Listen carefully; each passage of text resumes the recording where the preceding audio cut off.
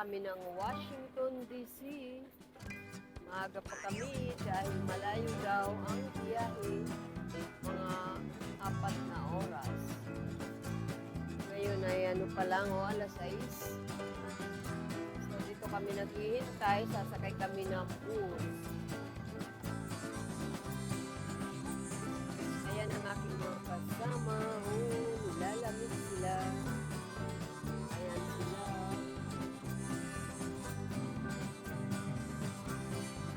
Ayan na. Ayan na yata yung bus, Di ba yan? Ayan ang bus na pagong na bus.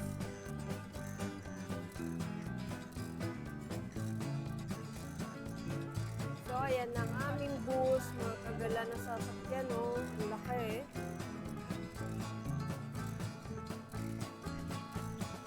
Ayan, ang laki yan. Luxury van, shuttle bus.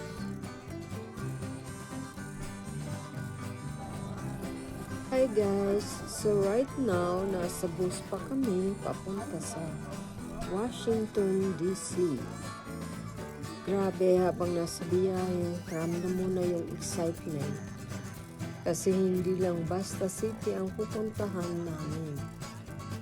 Ito yung lugar kung saan makikita mo yung White House at syempre yung iconic na Washington Monument.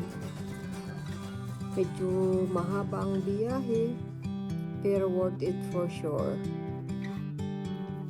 So, finally, nakarating na kami sa first stop namin, ang Arlington National Cemetery.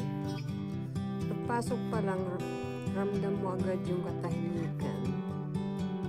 Ibang klase yung atmosphere dito, hindi siya tulad ng typical na tourist spot, mas sulit, mas respectful. Dito nakalibing ang libo-libong sundalo na nagsilbi sa United States.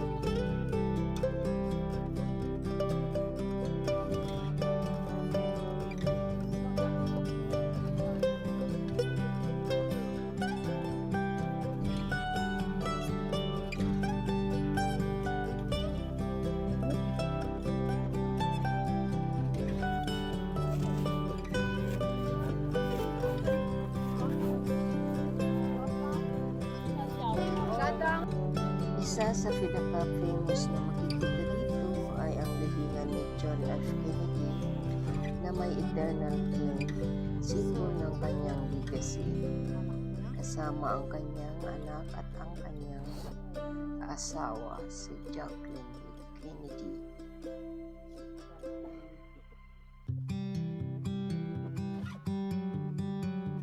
Sa taas ng libingan ni John F. Kennedy, makikita ang Arlington House. Tahimik lang nakatayo pero puno ng kasaysayan at alaala. Ayun na mga kagala, ang pinuntahan namin, yung foro ni John F. Kennedy. Ngayon ay uwi na kami. Naikot pa kami sa Washington.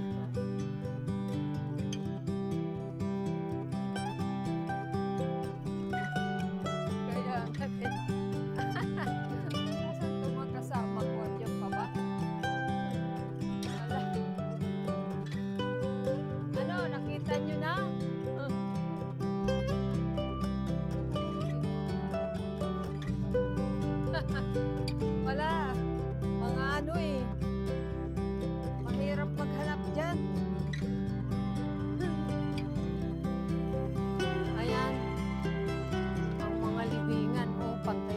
pataas, pahaba. Paano kaya nila makikita yung mga kamag-anak nila dyan? Parang pareho yan, no?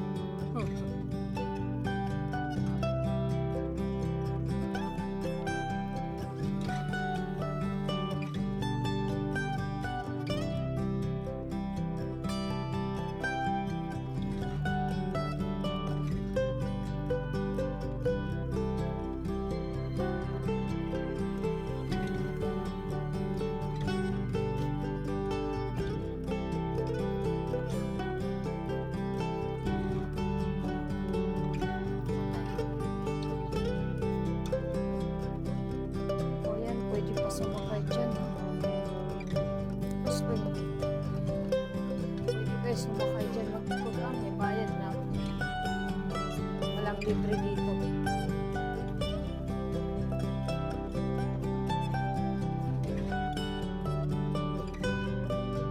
Atom na eh.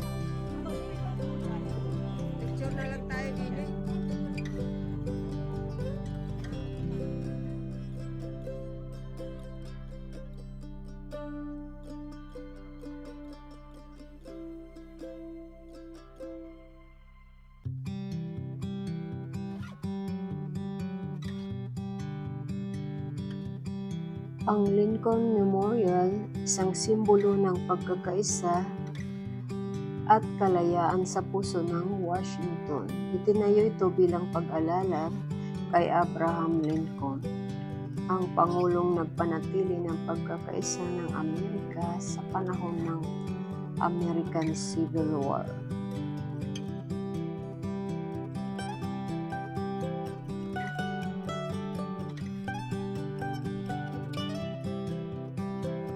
Makikita rin sa park ang mga pangalan ng iba't ibang bansa, kabilang ang Pilipinas.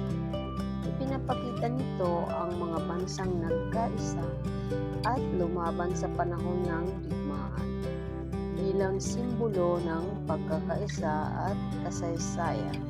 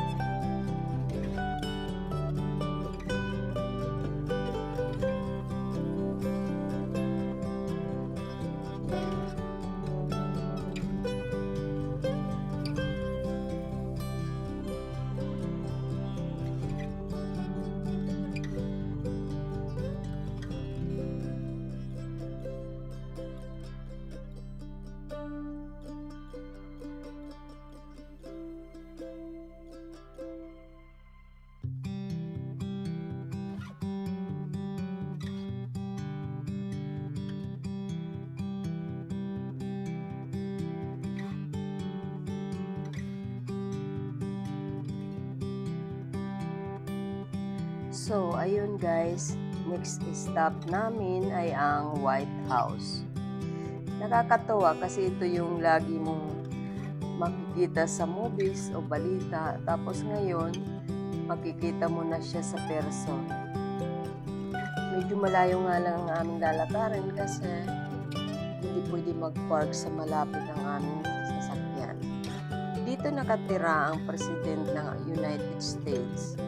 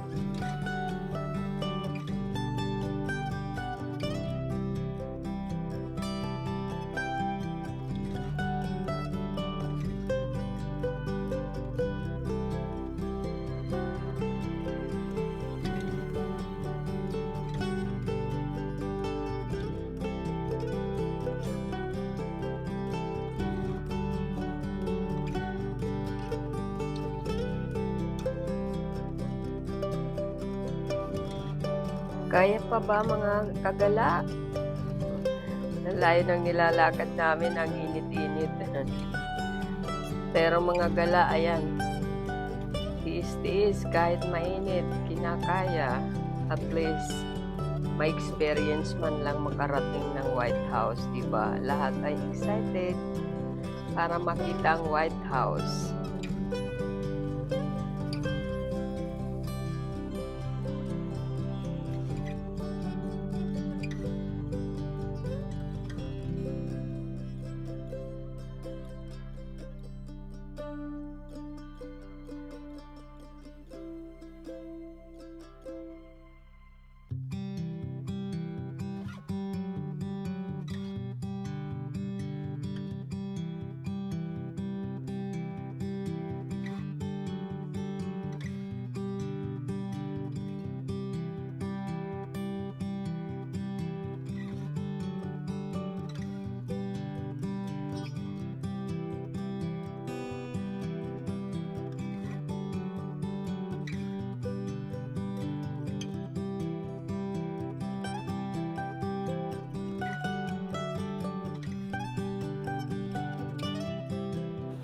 Ayan na mga guys ang White House. O, ang layo naman pala. Bakod lang ang makikita mo. Ang layo ng nilakad, hindi naman malayo naman ito. Natatunaw lang ng kaunti. Dahil sa higpit ng seguridad hanggang sa labas lang kami, sa may bakod, kung saan tanaw ang puting gusali sa gitna ng malawak na damuhan. Kahit ganun, nakakatuwa pa rin makita ng personal ang isang pinakasikat na bahay sa mundo. Dito nakatira at nagtatrabaho ang Pangulo ng Estados Unidos. Kaya kahit sa malayo, ramdam mo pa rin ang kahalagahan ng lugar. Ayan siya. Simple lang siya sa paningin. Pero makasaysayan sa napaka-icon. Kita yung mga kagalaw. Kahit sa labas lang at malayo, dami pa rin pupunta ng turista. Sisikap na parating dyan. Diba? Ganyan kasikat ang White House. Maray na gala. Nakarating din. Reklamo dahil sa layo daw. Okay lang yan. At least nakarating ng White House, diba? Hindi lang sa kwento. Nakita, hindi ko lang nakita sa kwento, nakita ko sa personal. At hindi lang sa TV nakita. O, diba? Napakagandang experience. Kaya ang init-init pa naman. Oh.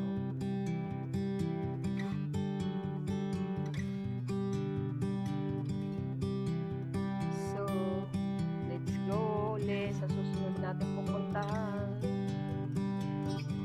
Tingnan natin kung saan ulit makarating.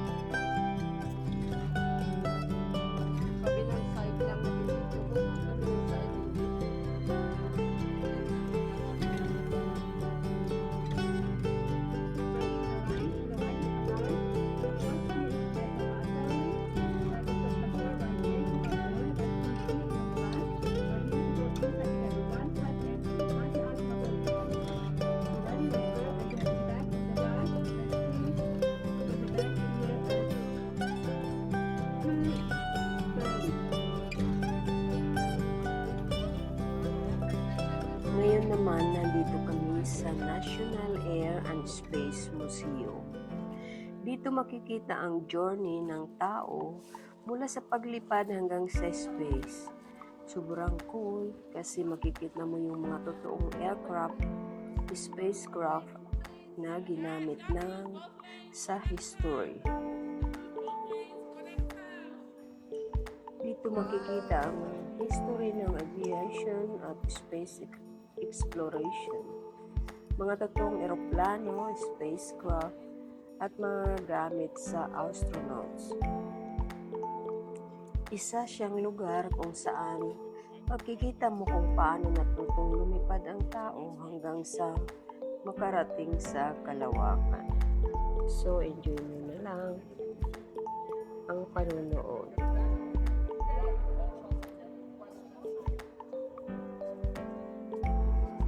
National Air and Space Museum. Mga history, mga kagala. Yan lang ang mayroon dito.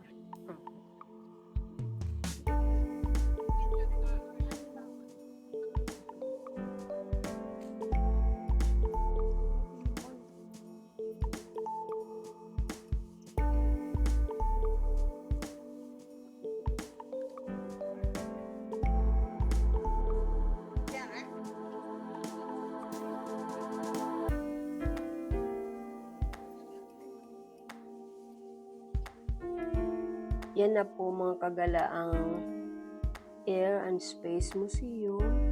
Nakaka-inspire kasi dito mo marirealize na walang imposible kung mangarap ka, di ba?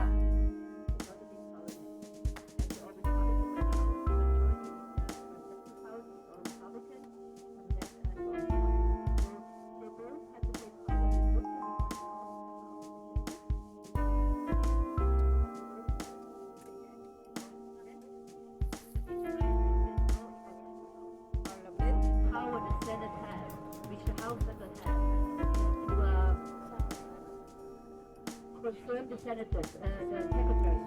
The president nominates the Secretary of State, Secretary of Defense, Secretary of Education, and the Supreme Court. And the Senate has confirmed those nominations. It's the only power the House does not have. We'll spend like 20 minutes to go up. This is on inauguration every 4 years. And on topic, Lady Freedom. And we'll be here for half an hour. We're going to be back like 20 minutes here. Let's go back to 2:36. Which is like 350, back 255. The bus will be right here waiting for you. 255 back here.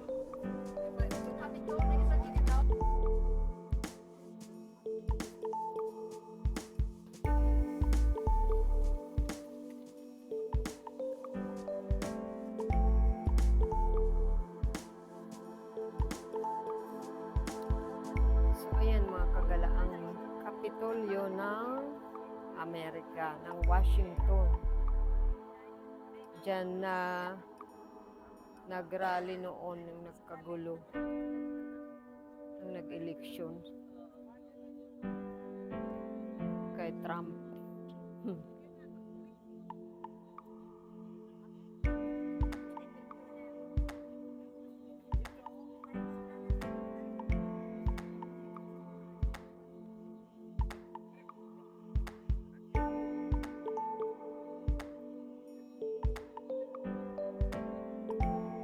Araw-araw ang aming gala.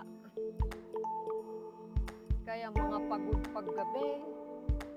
Sana ba yung ating tour guide? Di ba ka nasa auto na siya? Ayun, nakikipag-marites pa pala.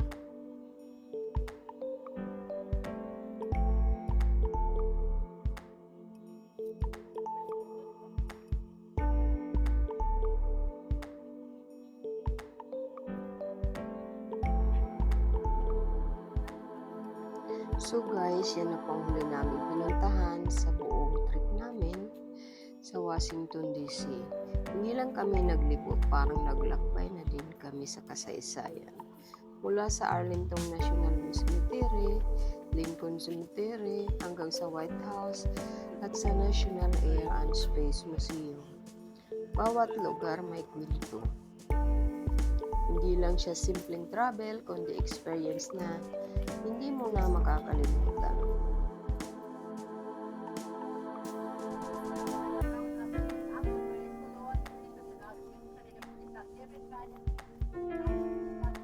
Malinis nga naman siya.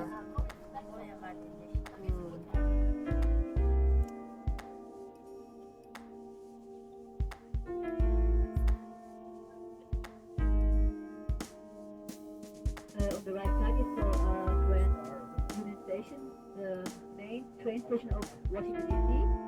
Here you have boutiques, food stores, so they can actually live here and work in their city. $400 commute every day. And 5-hour commute for $400. If you go down at Wall Street, you probably have enough money to pay the train, or your company will pay the train. Union Station on the right, a really beautiful building. If you ever come back to Washington DC, go inside Union Station. It's beautiful, lots of paintings, art, and welcome to famous.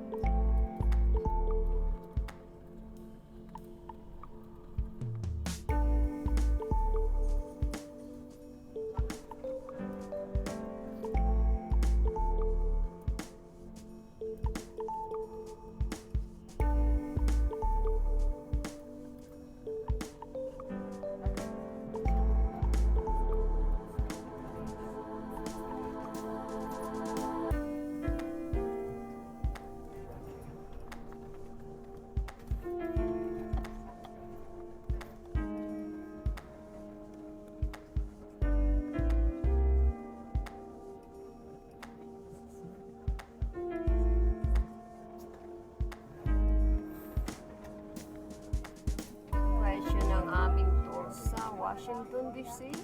Balik na kami ngayon sa New York. Please like and subscribe my channel. Waray nagla.